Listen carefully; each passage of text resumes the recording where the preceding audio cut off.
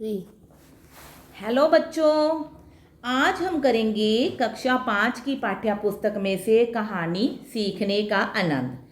इस कहानी में प्रकृति के बारे में बताया गया है कि प्रकृति मनुष्य को मिला सबसे खूबसूरत तोहफा है और इसके कई रूप हैं और हर रूप की कोई ना कोई विशेषता है।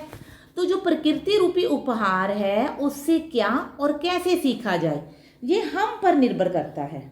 तो इस कहानी में हम यही पढ़ेंगे कि प्रकृति से हम क्या कुछ सीख सकते हैं।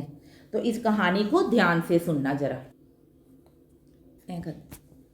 तो सुनो। दत्तात्रेय एक ऋषि का पुत्र था और वह अपना ज्यादातर समय आश्रम से बाहर जंगल में बिताता था। बेटा, आश्रम आश्रम क्या होता है कि प्राचीन समय में ना जो बच्चे होते थे, बालक होते थे, वो आश्रम में रहकर ही विद्या ग्रहण करते थे। और आश्रम को ना गुरुकुल भी कहा जाता था। और गुरुकुल मीन्स ऐसा विद्यालय होता था, विद्यालय स्कूल पाठशाला होता था, जहाँ जो विद्यार्थी होते थे अपने परिवार से दूर रहकर शिक्षा ग्रहण करते थे। और पुराने समय में, प्राचीन काल में भारत में गुरुकुल शिक्षा का बहुत महत्व था। जो बालक होते थे, बच्चे होते थे, वह लगभग 8 साल की आयु में ना गुरुकुल चले जाते थे, चाहे वो अमीर हो या गरीब हो। और सभी विद्यार्थियों के लिए जो गुरुकुल के द्वार थे वो खुले रहते थे। तो इसी तरह दत्तात्रेय नाम का एक बालक था, वो जंगल में रहता था और अपना ज़्यादातर समय आश्रम से बाहर जंगल में पशु पक्षियों, तितलियों, फूलों, उनके बीच रहकर ही बिताता था। और वह प्रकृति की हर चीज से कुछ ना कुछ सीखता था। इसलिए वह छोटी सी उम्र में ही बहुत समझदार हो गया था। और उसका जो चेहरा था, उसके जो चेहरे की चमक थी ना, वो सबको बड़ा प्रभावित करती थी। तो एक दिन क्या हुआ, एक राजा थे और वो राजा घोड़े पर सवार होकर जंगल से ना गुजर रहे थे जहां पर दत्तात्रेय घूम रहा था।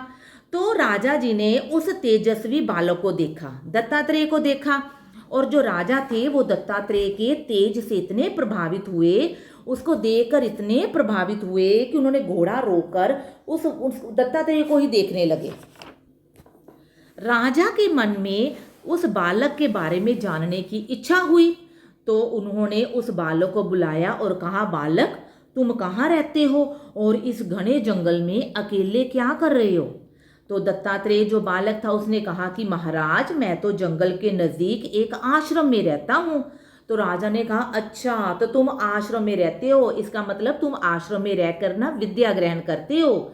अच्छा, ये बताओ कि तुम्हारे गुरु कौन है? तो बालक ने कहा, मेरा कोई एक गुरु नहीं बल्कि बहुत सारे गुरु। तो अनेक गुरु की बात सुनकर राजा को बहुत हैरानी हुई। वो तो दुविधा में फंस गए कि इसके इतने सारे गुरु कैसे हो सकते हैं। तो बालक ने देखा कि राजा तो दुविधा में फंसे हुए हैं।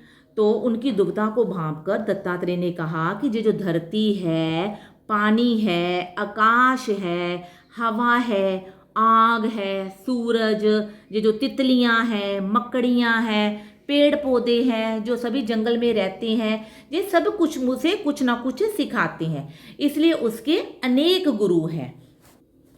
तो राजा ने कहा, तुम्हारा मतलब ये जो प्रकृति है वो तुम्हारी गुरु है?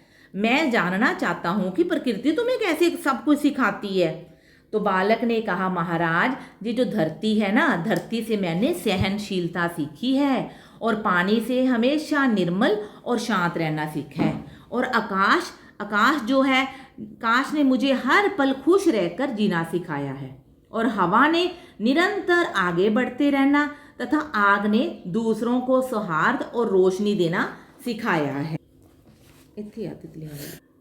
तितलियां जो है वह मुझे जगह जगह से जानकारी इकट्ठा करना सिखाती हैं। और जो मकड़ियां हैं मुझे अपने जाल बनाने के हुनर से योग्यता निखारना सिखाती हैं। और पेड़ दूसरों को सब कुछ देने के बाद भी झुकना सिखाते हैं। तो राजा उसकी यह सब बातें सुनकर बहुत ही हैरान हुआ और उन्होंने कहा कि प्रकृति हमारी कितनी बड़ी गुरु है और हम तो उसे अनदेखा करके दूसरों में ही गुरु ढूंढते रहते हैं।